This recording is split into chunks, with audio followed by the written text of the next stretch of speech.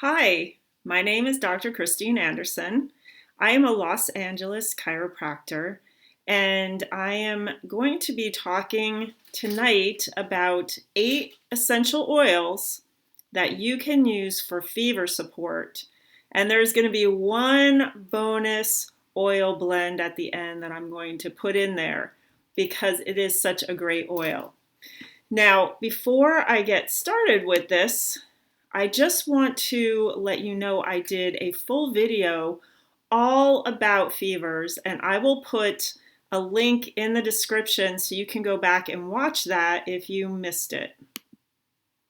Now, we want to talk a little bit about the purpose of a fever, and I do go into that in more depth in that video I did about why I love fevers, but in general, fevers are going to help stimulate the immune system. This is both the innate immune system and the adaptive immune system. So there's different aspects to the immune system, and a fever can help both. It will make you uncomfortable because of the increase in temperature, but this also makes the pathogens uncomfortable, the bacteria, viruses, whatever is going on, that body increase in temperature is going to make you inhospitable to whatever's bugging you. It's also going to help stop the pathogens from replicating.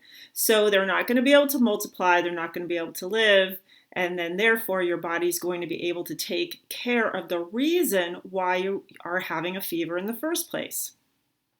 What's really cool is that if your temperature rises above 102 degrees, there's something called interferon that is produced. And interferon is a strong natural antibiotic and antiviral agent that our bodies make. We have everything within ourselves to heal if we allow it to happen. But if you shut down a fever too soon, then this will not happen. So I talk about in my Why I Love Fevers, why you might not want to stop a fever or prevent a fever from happening using what we call antipyretics. Pyretic is another term we use for fever. The other thing that you want to know is that the fever can actually help shorten the duration of an illness because it is the body's immune system working to help, again, deal with the cause of why you have a fever in the first place. So this begs the question, do you really want to stop a fever from occurring? Let's delve into a little bit about that.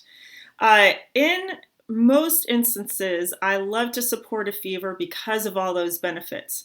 But as a caveat, I wanted to put down a few situations or times that you're really going to want to reach out to your healthcare practitioner. So there's if any fever in a newborn, you want to reach out to your healthcare practitioner. And then as a child gets older, then you can let that temperature go up a little bit higher. If fevers are not resolving after a certain amount of time, you're going to want to reach out. You want to watch out for dehydration. This is one of those things that can occur due to the fever. What happens with the mechanism of fever, with the sweating that's going on, and if the person isn't taking in enough fluids to counteract all of the release from sweating, then dehydration can occur. So this is a medical issue that needs to be taken care of. You want to reach out to your healthcare practitioner. If there's a more serious reason for that fever, like something called meningitis or a really severe infection affecting the nervous system, you definitely want to reach out. So there's some symptoms there like a severe headache, a painful or stiff neck, a rash, confusion. It's more about the person's personality than it is the height of the fever. So if they're not making any sense, they're not lucid, they're not rational. Fatigue is certainly a normal response to fever, but if they're really out of it, you definitely want to reach out. Now at the bottom here, I have febrile seizure. I'm not going to go into depth about what this is because I do talk about it in Why I Love Fevers, but it's basically the body's way of shutting down a fever that's getting too high.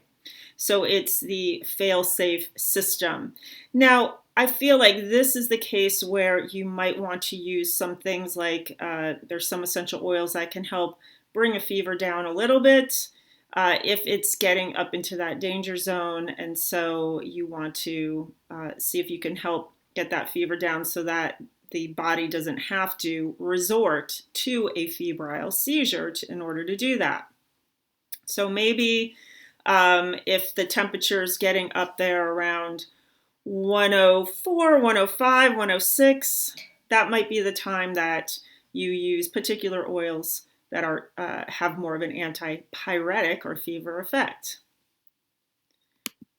All right, so let's talk a little bit about essential oils for fever support in general. Number one, in general, you don't want to suppress a fever. You don't want to drop that fever down because of all those benefits. Instead, we want to help support the immune system with essential oils. We want to help support the natural inflammatory process. There is inflammation involved in a fever, but we don't want it to keep going on and on and on. We want it to do what it's supposed to do to bring in immune cells and then start to shut that down. We don't want to keep inflammation going. Oils can help support the natural detoxification process. And in the case of fever, this is done by sweating. Essential oils can be used for comfort with the natural aches and pains that come with a fever. There's also benefits for supporting the respiratory system. And with some oils that are termed Vitality, they are deemed and labeled for internal use. By adding it to liquids, you can help support hydration and getting the person to be able to drink more or take in more fluids by water, tea, popsicles, that type of thing. Don't do too many juices. They have a lot of sugar in them. But there is one drink by Young Living that's actually a puree of high antioxidant fruits that is really good for support and not high in sugar at all. So these are some of the reasons and some of the ways that we can use essential oils for fever support. So if you have your oils, what are you going to do with them? Well, there's a number of different ways. I'll talk about some of these a little bit more individually as we go through the oils. But in general, you've got diffusing the oil, steam inhalation, applying with a carrier oil for a massage or a roll-on, adding it to a bath using Epsom salts because Epsom salts contain magnesium, and that will help restore some of the electrolytes that are lost with sweating. And also we absorb water through our skin. Adding to the water that you use for a compress or a sponge bath can be helpful. And then if it is labeled for Vitality or in ingestible use, using it in teas, water, juice, Ningxia, which is that Young Living puree that's full of antioxidants, and also using things like veggie caps to put the oils in. Now, all oils are not created equal. So I have done a full video on this in my Essential Oils 101 class, which I will put a link to.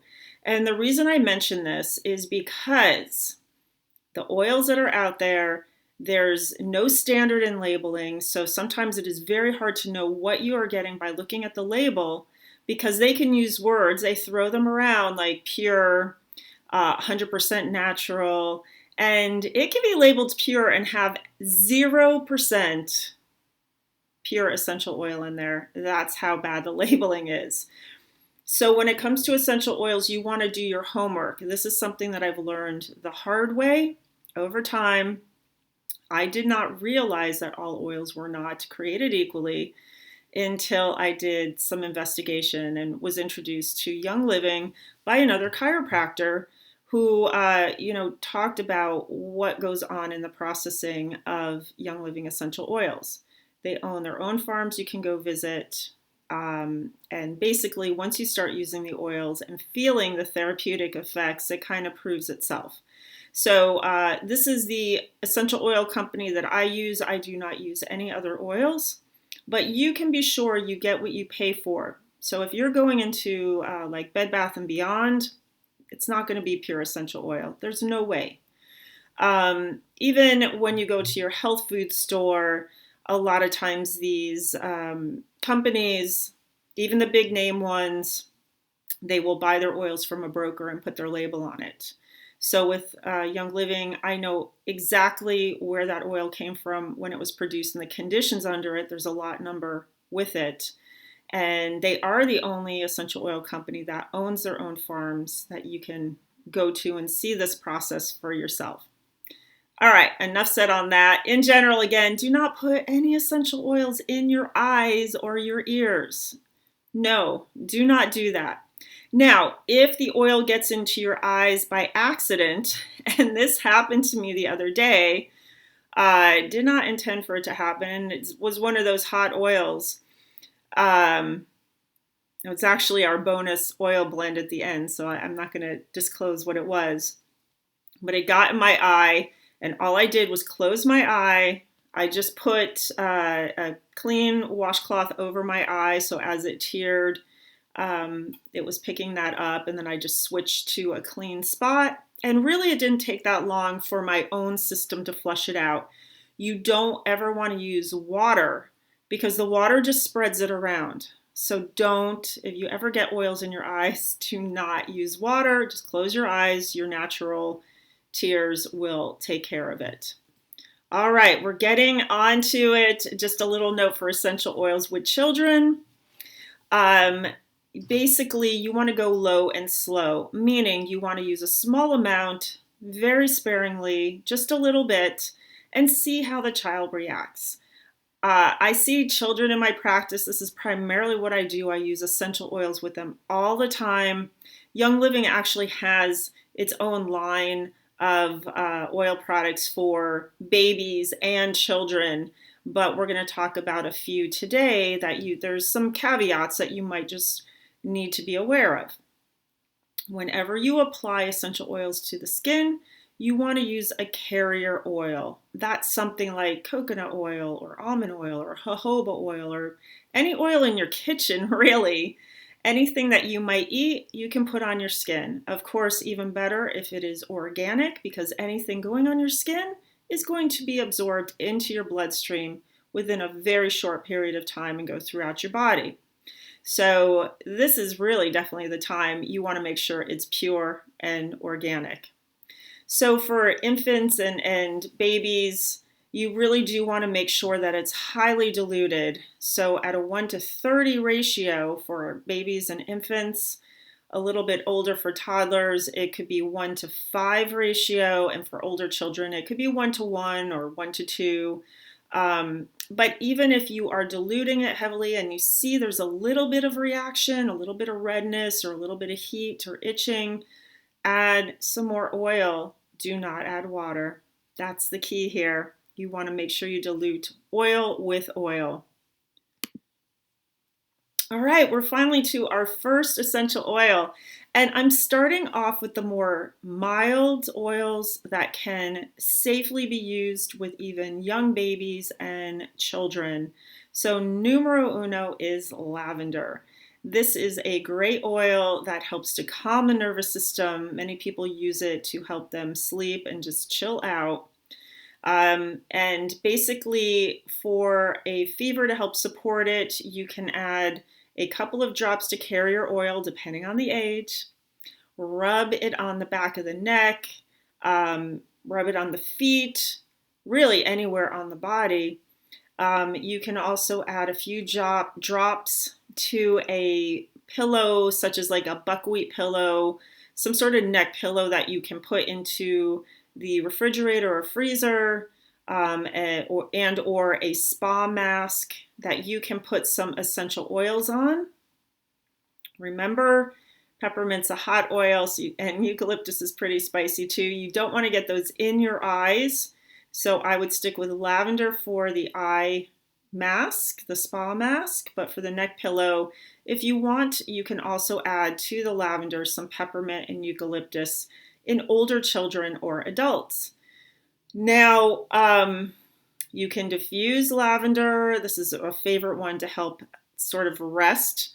Sometimes with fever, it's really hard to go to sleep because you're uncomfortable. So this is great to put in the diffuser.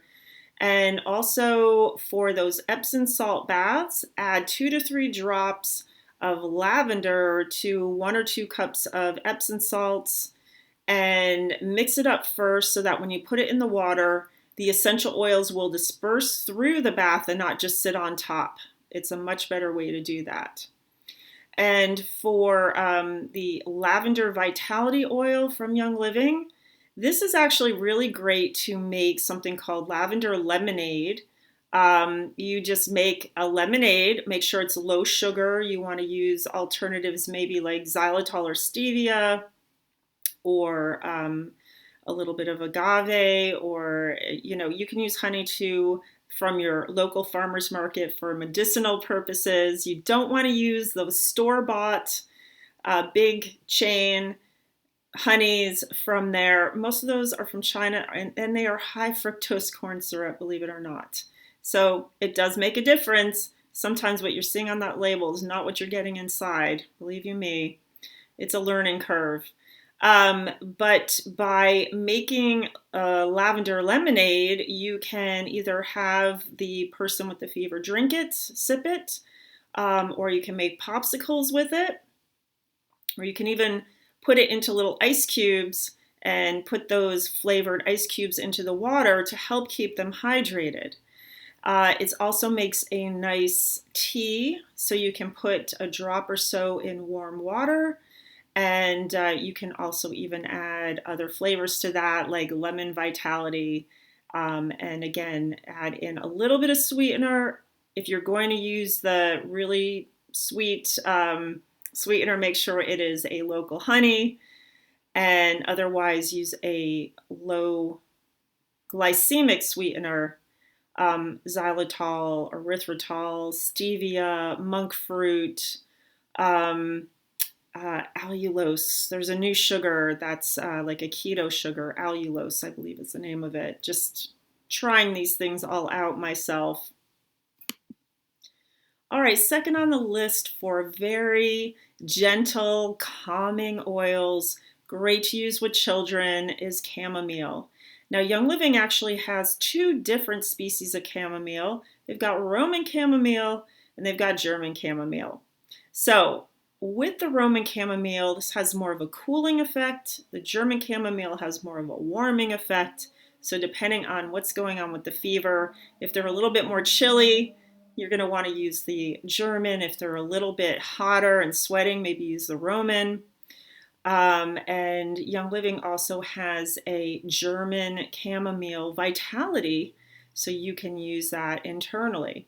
So the chamomile is great to add possibly to lavender to help with soothing and calming and sleep. So you can diffuse it with lavender. You can apply it with a carrier oil to the feet or the spine, which are also great places to help support the immune system. And within the chamomile is a constituent called bisabolol. That is a mouthful. And when you look up these constituents, I really invite you to do that. I'm doing this little by little and talking about the constituents. I haven't yet done this one, but in general, it has anti-inflammatory properties. So that means it's going to help support our natural anti-inflammatory system. You can also make putting a couple of drops of lavender and chamomile, or just chamomile itself, in a bowl of room temperature water to make compresses where within the water in the bowl you put the oil and then you put in a cloth that you can put on the forehead or the back of the head or neck or spine, or do a little bit of a sponge bath.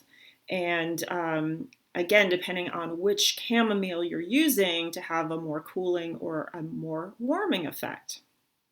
For the German chamomile, if you add 1 or 2 drops to warm water, you can make a nice tea.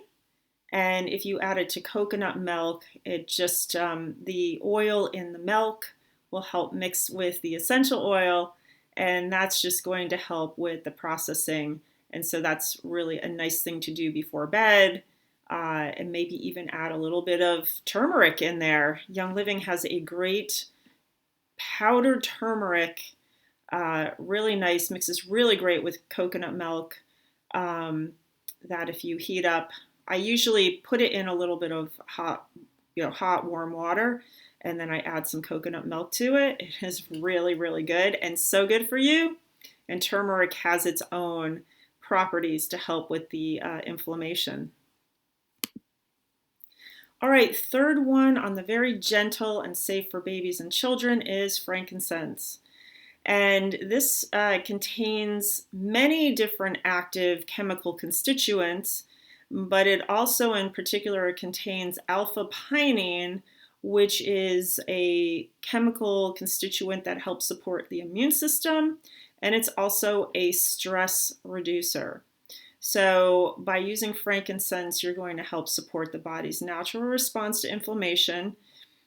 And it also is great to help support the symptoms of whatever else is going on. Because usually if you have a fever, you've got a cold or a flu. You've got other symptoms along with that fever. So this is really great to help with the symptoms of whatever's going on, whether it's cold, flu, sinus, respiratory issues. It can help with that. Putting 3 to 5 drops in an Epsom salt bath can be really soothing. And if you've got a really young baby, the parent, mom or dad, can lie in the bath and just put baby on their chest with the frankincense in the bath. And you can add in some lavender as well, or Roman chamomile. Those 3 oils work so well together. You can also diffuse the frankincense, again, maybe add in some lavender and Roman chamomile, especially if the baby or child is restless and having a hard time to sleep. Now, there's also a vitality component to the frankincense. So I like to add 1 to 2 drops in warm water, and you can add in other essential oil brands from Young Living, not brands, but flavors, I should say, like lavender, cinnamon, lemon, or Thieves. And you're going to hear about Thieves in a bit. And another way to do that is to put these oils into a capsule. I use veggie caps, and you just top up whatever essential oil you're using with a couple of drops of a culinary oil, and then just down the hatch it goes for the support of your system. All right, so now we're getting into some of the other oils that help support fever, but you may or may not want to use them with children, especially younger children, maybe under 6 months or a year. And if you use in older children, you're definitely going to want to dilute. You will read some things about eucalyptus with children, and basically from what I could find from the research and studies, the only time there was a huge problem with it was when children were ingesting large amounts of eucalyptus. You will also hear not to put it too close to their chest because it can have some issues with their breathing. I've never seen that, but if you are using eucalyptus for children, you may want to use the species of Eucalyptus radiata because it contains less 1,8-cineol, and that seems to be the component that is responsible for possibly having the respiratory issues. But when in doubt, just don't use. It should be okay for older children and certainly for adults. But like I always say, go low and slow. If you want to try eucalyptus, just use a little bit and for a very short period of time and see if there's any problems. Okay, The other aspect of this is that Young Living has 2 blends, RC, Respiratory Comfort, and Raven, and they do contain eucalyptus oils. I've talked about these in other videos. As a matter of fact, I've talked about frankincense and lavender too. So anything I've talked about in other videos, I'm going to put links down below if you want more information on that particular oil. And I've also done a video on eucalyptol, which is another component in eucalyptus. So you might want to check those out. So eucalyptus has a general cooling effect and also helps to increase circulation and ease minor discomforts that might occur along with the flu. You can make a compress using 3 drops of eucalyptus in a small bowl, and maybe you can add some lavender for some support, or maybe some peppermint, and then use your compress on pulse points like the forehead, the back of the neck, even armpits. You can also diffuse eucalyptus with any of the oils that we mentioned, depending on what you are wanting to do. So adding some lavender can help with sleep while supporting the respiratory system and having all of these other aspects to it. And a little massage is nice. 1 to 2 drops of eucalyptus in a carrier oil and massage away anything that might be tight or causing any discomfort. All right, we are on peppermint. You definitely want to use this on children over 6 months. It's one of the oils we call a hot oil. This is really a cool oil, but it still can have a large effect because of the menthol, which is what makes it have a cooling effect by modulating our body's thermoreceptors. Those are the heat receptors, so it modulates them, and this is what helps with things like minor aches and pains as well. So there's a blend with Young Living called Deep Relief that contains peppermint that I love to help support my muscles because of this effect of the menthol in peppermint. It also supports the respiratory system and the digestive system. If there's anything going on with nausea or vomiting, you can rub it on the belly, and with the vitality, you can also take it internally to help. So a good way to use it for the belly is to add 2 to 3 drops to carrier oil and rub it on the belly, or you can also rub it on the feet, chest, back, neck, shoulders, wherever there's discomfort, or if you want support with the respiratory system. So depending on what you would like to do, or all over, it's definitely going to have a cooling effect. So this works really well when there's a lot of sweating going on. You can also add a few drops to a few cups of Epsom salts and put it into a bath. You can make a comforting compress. Eucalyptus is really nice to add to this.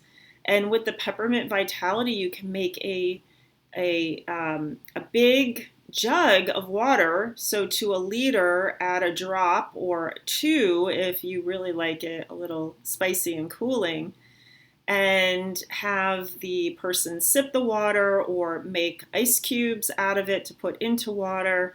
And if they are cold and need a little bit of warmth, you can also put a drop or so into some warm water for comforting tea.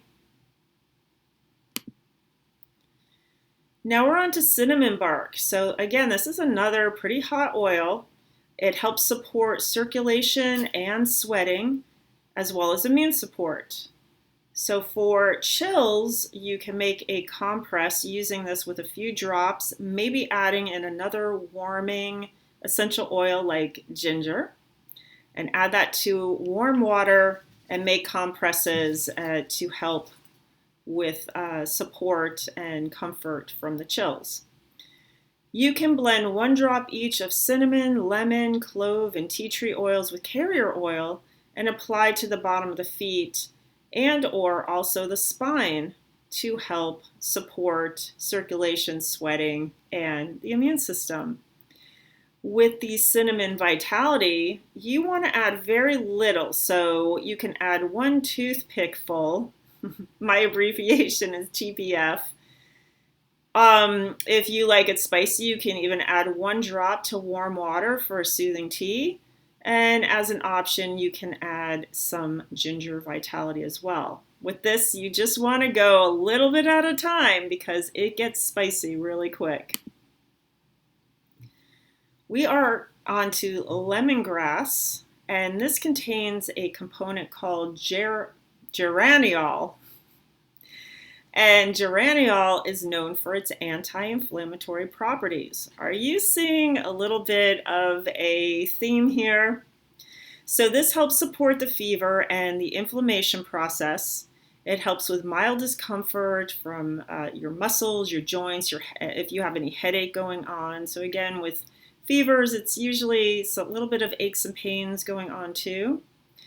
So you can add 2 drops to a tablespoon of carrier oil and apply to the feet. Maybe add some black pepper, which is going to aid in that circulation, or you can apply wherever you have discomfort. You can even make a roll-on yourself. You get a roller bottle. Usually there are 10 ml bottles. Put 10 to 20 drops each of peppermint, eucalyptus, lemongrass. Mix it all on up in a 10 ml roller, and you've got that ready to roll on wherever you have discomfort. For the lemongrass vitality, you can put it in a capsule, just a few drops. You can add some black pepper vitality to amp up that circulation effect. Or you can even put some into a drop or so into warm water for some tea. And you can always add a little extra lemon vitality or a little bit of some of the other essential oil vitalities that we have talked about. All right, we are on to clove. We're nearing the end here. And with clove, this is something that contains eugenol, which has antipyretic activity. So if you remember, antipyretic means anti-fever.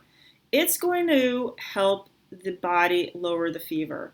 So this is one I reserve not for first use, but if that fever is climbing, and you're getting nervous, because there is something called fever phobia. It's been sort of drilled into people that fever is not good and that they need to lower it. So the knee-jerk reaction is to reach for something that is going to do that. And if your knee-jerk reaction is to do that, maybe try clove first. So if you're getting nervous, reach for the clove. Otherwise, reach for those other essential oils first. This is going to help support the immune system as well and the body's natural response to inflammation.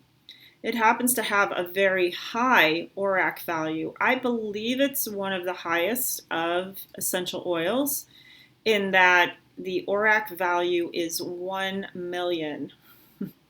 That's pretty incredible. Just to put it in context, blueberries are about 5,000, and the Ningxia red drink is, the puree is about 30,000. So clove is a super antioxidant. You can make a compress with 5 drops of clove oil in a bowl of cool water and make fresh compresses every half hour. You can diffuse it, and I put some other oils there to add to the clove if you like, depending on what is going on, but pretty much any of the ones I just mentioned. And then with the clove vitality, you can put a few drops in a capsule and take it that way, or again, you can make a tea with warm water and add in some of the other great essential oils that we have talked about. Now to our bonus essential oil, the Thieves blend. Now this is just one I don't want to be without. It is Young Living's signature immune system support blend. and it is a blend of 5 oils of Eucalyptus radiata, cinnamon, clove, lemon, and rosemary. It also comes in a Vitality labeled oil for internal use, as well as a roll-on, so it's all ready to go. You don't have to mix it up. There it is. Great oil to have on the go, and it certainly can come in handy for someone who has a fever. You can just rub it on their feet and spine instead of mixing up your own or mixing some Thieves into a carrier oil. I love to diffuse Thieves to cleanse the air. This is one of the ones that is a staple, especially in the winter time in the northern hemisphere here now, where we're indoors more. Even in Southern California, it's a little bit chilly right now. I know it's not as cold as some of the other parts of the world, but it's still chilly. And so when you diffuse it, all those oils with their therapeutic properties go into the air, and we are inhaling those in, and they have their therapeutic effects on the body.